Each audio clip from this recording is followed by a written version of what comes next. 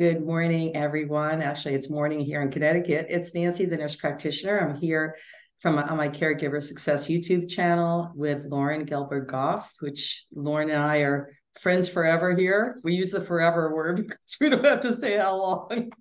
Right. She's a licensed clinical social worker and has a podcast and a book and is really very, very cool, is working with caregivers and helping us with our stressful day in and day out. And today we're going to talk about the holidays. Here it is in November, and Christmas, Thanksgiving, Kwanzaa, all sorts of holidays are here. And this is when we all gather. And this is when I find to be my most stressful time. Just because you're gathering with people you may not have even seen for a year, or you may not even see some people. So that's stressful as well, that they don't come or they don't call. So we're going to be talking about a couple things. One's about forced gaiety. I think that's a really interesting way of putting it. We're going to talk about self-care, which is probably should be number one, but we'll do that in the middle. And grief and loss, which is definitely something that comes up when you think of who's not there for an important event in time with everyone else. So, Loren, talk to me about where you want to start on this subject, because it's a big one. It is a big one. And the holidays, that phrase forced gaiety is just so accurate because we're bombarded with the most wonderful time of year. We're bombarded with parties and planning. And it's stressful for everyone. And you kind of magnify it for caregivers, because not only do all your responsibilities remain, but now you've got to incorporate maybe family gatherings. Maybe if you also work outside the home or your partner works outside the home and you have to navigate social engagements, it's like, how do you manage it all? So we kind of have to put things in perspective of my favorite question, always and forever. What's your desired outcome? So good. And we have to remember that a desired outcome fits two requirements. Number one, it has to be what you want, not what you don't want. And it has to be something over which you yourself have control. So we can do things out of guilt, out of purely sense of obligation, or we can do things for your greater good. And they are not always the same. So we have to start with, okay, let's put everybody in that proverbial isolation booth. If no one else matters, what would you want to do? Are there family members you really want to see and spend time with? Are there gatherings for work, for community, for partners that you want to spend time with? It's kind of, we put all our loved ones' doctor's appointments and therapy appointments on the calendar. We navigate our schedule according to what they need. What about putting what you want and need as a priority on your calendar? That's a gathering I want to go to. That's a party I want to go to. I want to be home with my feet up in front of a roaring fire or at the beach, whatever it might be, with a glass of wine, a cup of cocoa. What do you want? So how do you say no? Or because sometimes you feel like you're lying, like you're available, but you don't want to go. That's a great question. We don't explain, defend, or justify. That's great. That, whatever the invitation is, the simple answer is that doesn't work for me. Take a deep breath and go no further. That doesn't work for me. Why? What are you doing? And you can. I love, and here's where we change the energy. I love how much you want me there. or I love how much you want mom there, or whomever. It just doesn't work for me this year. Thank you for loving us and wanting us there. Will they say, ask why? Like with the person ask Just why it doesn't work. And we turn it around by saying, I love how much you want us there. I feel really good knowing how loved we are. Even if it's coming from a place of, oh, you've always come, and why don't you? And we haven't seen you. All those guilt-inducing messages. Breathe. And, one of my big things is always, before you answer any question, and we breathe, because we have to move from reactivity to responsive. What's my desired outcome? And if you're not clear on it, don't answer the phone. Don't have the conversation about an invitation until you are clear. It's when we're not clear that we can get sucked in to doing something you don't want to do, that is overwhelming, that's too much.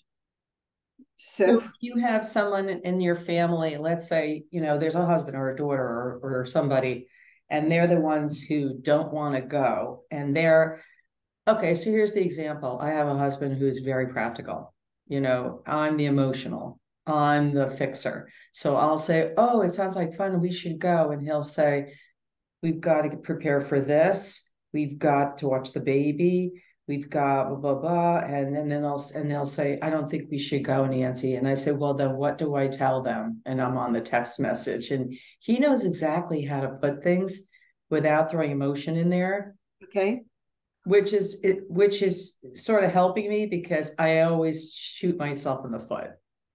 I always do. When we give a reason, it opens us up to somebody arguing it. I remember somebody saying they couldn't come over, and this was years ago, saying they couldn't come over because it was raining. And I remember thinking, well, you're not going to melt. Yeah. You don't live that far. You have an umbrella, you have a car, it sounded like such a silly reason not to go out. Mm-hmm. So it's not up to anybody else to validate your reason, which is why we don't give a reason. We don't explain, defend, or justify. And we turn it around and say, thank you for wanting us there. We love that. We regret it just doesn't work for us this year. I love that. Just doesn't work, everyone. Just write that down. I think I'm going to write that because it's going to start happening soon. It just doesn't work this year. Please remember that everybody operates for themselves. Okay. I've used the example for years about the character Pigpen from Snoopy. Yeah. Who has his dust cloud of dirt, and it's his dust cloud. It's nobody else's responsibility to clean it up, to fix it, to address it. We all have an emotional dust cloud around us. And it's that filter that everything comes out. It's about me, not you. If I'm begging you to come, it's what's my need? Do I want to show how much I love you and care about you? Am I afraid that I will look like a bad person if I'm not encouraging you, or if I don't choose to come to your party? It's always about us. And we can get sucked into guilt. We can get sucked into an obligation. We can choose to take care of ourselves. It's so interesting that this is like the boundary thing. I'm sorry, I cut you off. Yeah, no, go ahead. And I'm going to do a video, everyone, on healthy boundaries, because I'm learning through my own therapist how to deal with a family issue that's been going on for the last few months. And this is another example of the boundaries. It's like your safety net, and it's almost like when you're done saying it, texting the person, you're relieved that you've been, what's the word? Released, True to exonerated. yourself. uh, There's a line from the poem, The Invitation, that says, can you risk the accusation of betrayal and not betray your own soul? Can you be faithless and therefore trustworthy? So if we think about it, a boundary, and I know you'll talk about it in depth at another time, but a boundary is a sign of self-respect. It's not about the other person. And in many of these situations that are going to come up through the holidays and beyond, in any of these situations, someone is going to feel hurt, sad, disappointed, frustrated. It doesn't always have to be you.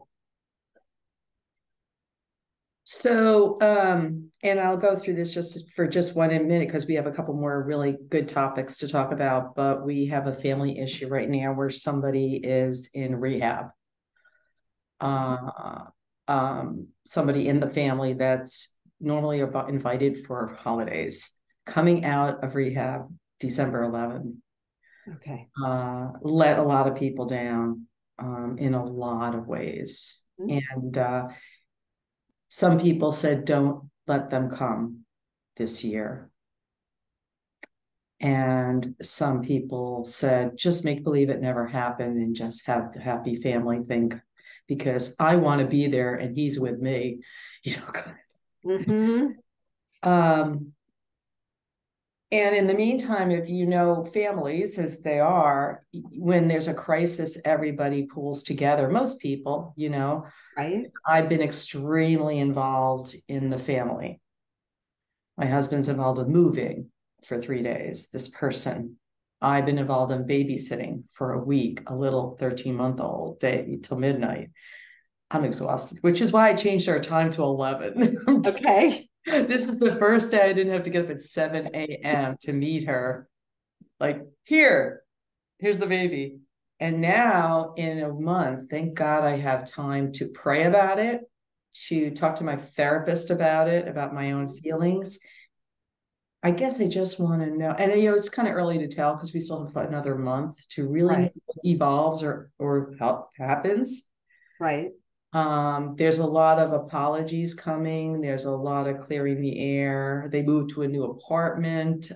This is a new holiday. It's like, do we start fresh? And that's a whole other video, but I'm just saying that, what do we do with this one? Just how do I decide when I'm like on the fence about this whole thing? And do I just, it's not a punishment. It's just, will that person be uncomfortable? Because well, but it sounds like, especially as this person's going through rehab, that it is a conversation he or she needs to have with the therapist at rehab, as well as with you and other family members. Where is he or she in terms of wanting or needing to be there? Can they bring their sobriety, their well-being to the party? Can they come for an hour? We have to be open to having an honest conversation about where are you as the holiday spirits, you know, show up. Where are you in this process? Well, this is the emotional part of me saying, God would tell me to be a forgiving person, let the person come, and then just make believe, when I have been a very big victim of the problem.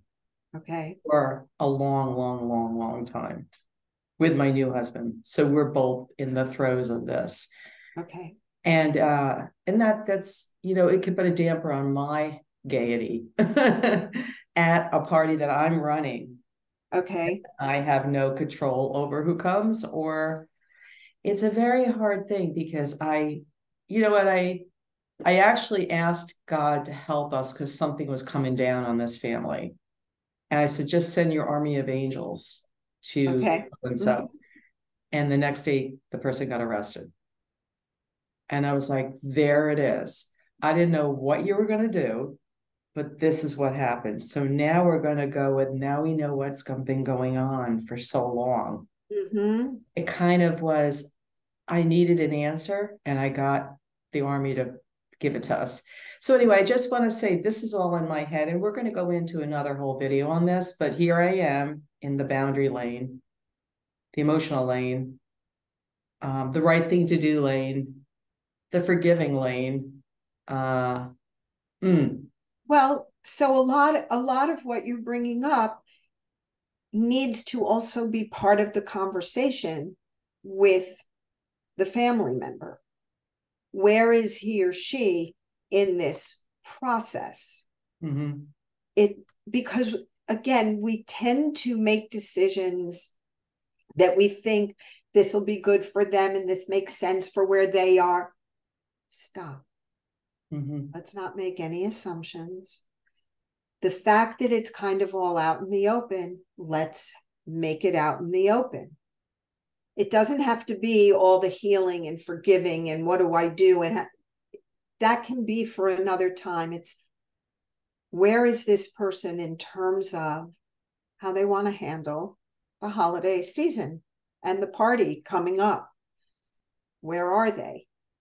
They may not be ready to be with family members and be in that thing for a whole host of reasons other than whatever their addiction process is. But let's open it up to a conversation. And if there's any ability to communicate with the people in the therapists in rehab, is to say, this needs to be addressed. So there's another piece to this, and then we're going to move on because we do have a little more time here. And it's very complicated, but I hope everybody's getting something from this. Maybe it won't be rehab, maybe it's something else disappointing in a family member, like a divorce or something happens. And what do you do? Or you know what I mean? Difficult relationships. Where are family relationships? You haven't helped with mom or dad. You haven't been supportive. Yeah, Do I all want of you at the that. party? Yeah, all of that. But the Yeah. person that I'm referring to tends to be a manipulator and a liar, and selfish.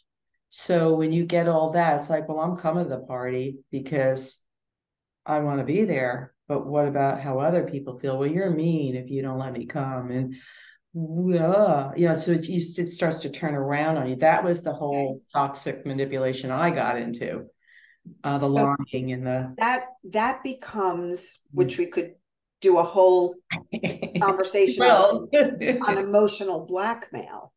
Okay. or gaslighting or all that. That's right. Yeah. But again, it's remembering nothing people say is about you. It's saying, oh, well, you're just mean or you're being vindictive. Mm-hmm. I'm taking care of myself in a way that is loving and respectful and compassionate to me. You matter. And until we are operating from a space that says, I matter, we're going to keep getting sucked into drama. And saying, I matter, does not mean you are selfish. It means you are respecting yourself. And when people call you selfish or you're being mean or you're being vindictive, I want you to see the emotional dust cloud around them. It says that's about them. I promise you, even though it feels personal and it triggers that gut-wrenching feeling of guilt and distress, breathe.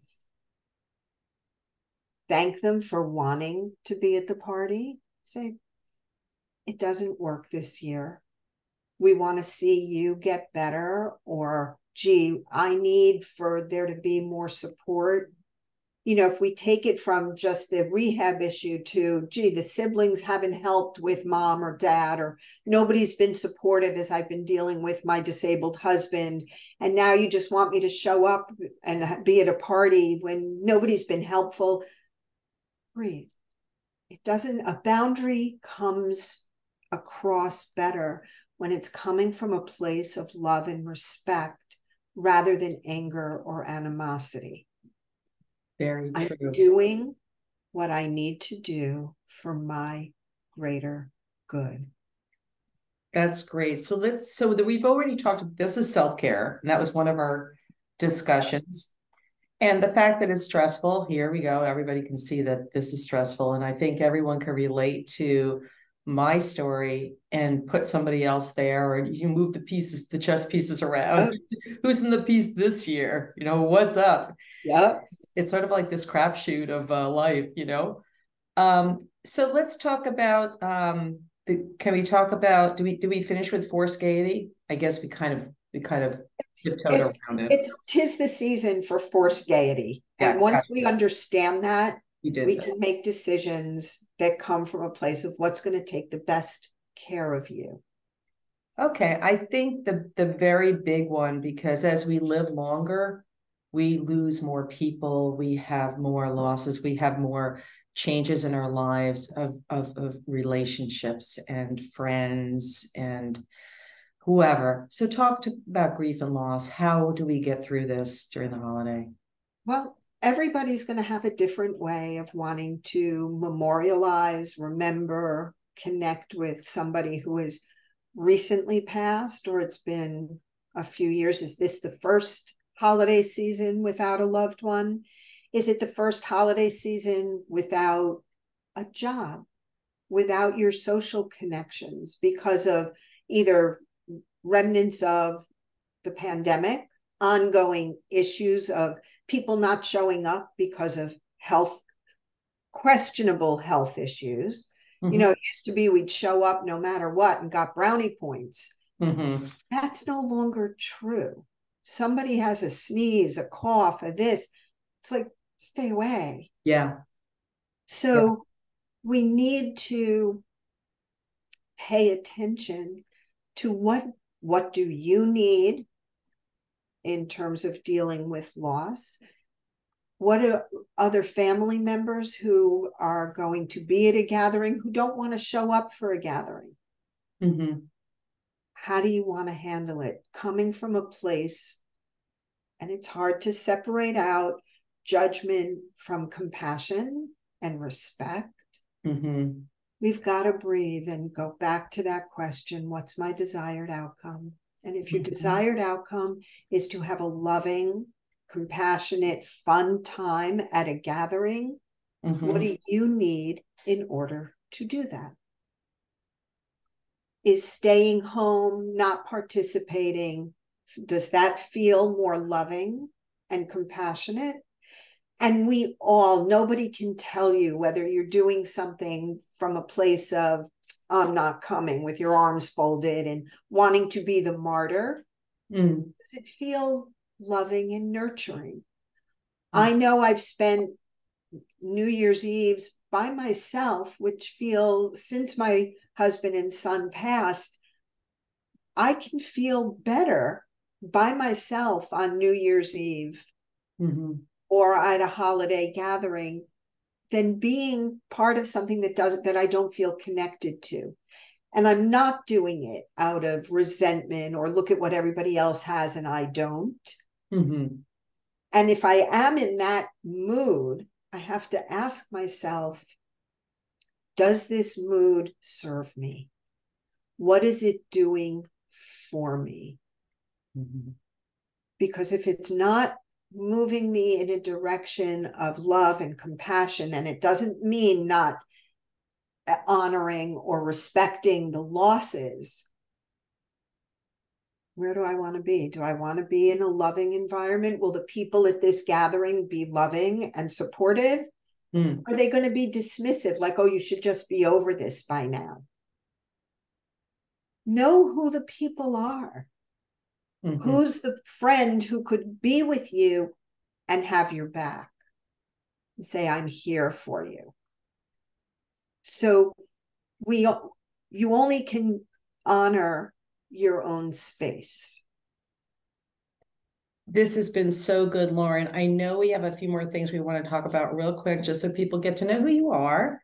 Loren has a great podcast, and I definitely am going to put it in my information on the screen at the end of this YouTube video. Maybe you could tell them quick how to find you, so that if they just want to hear this. Yeah, you can go to our Facebook group for overwhelmed caregivers. You can access my book for caregivers, if I can get that picture through the camera, but it's Take Back Your Life, a caregiver's guide to finding freedom in the midst of overwhelm. And you can email me at Loren Gelberg-Goff.com. And I wish you all a beautiful holiday season. Yeah, don't we? And hey, we'll all get through this, and there will be fun times, and we will remember those. And like you say, just breathe, and we breathe. And we breathe, because that gets you from reactivity to responsiveness, and just connect to the gratitude and the appreciation for who you are. Celebrate you, because we have to stop taking who we are for granted and really appreciate the love, the compassion, the respect that we give to others. Amen. So thank you so much, Loren. Have a wonderful Thanksgiving and holiday season. And we'll be videotaping again, I'm sure. There's lots to talk about. There's so much to talk about. There's so 2 hours. You're the best. Take care now. Bye, everyone. From Nancy. Bye-bye. Nancy, the MP at Caregiver Success on YouTube. Check out our videos and stay tuned for more stuff. Okay? Take care, all. Bye now.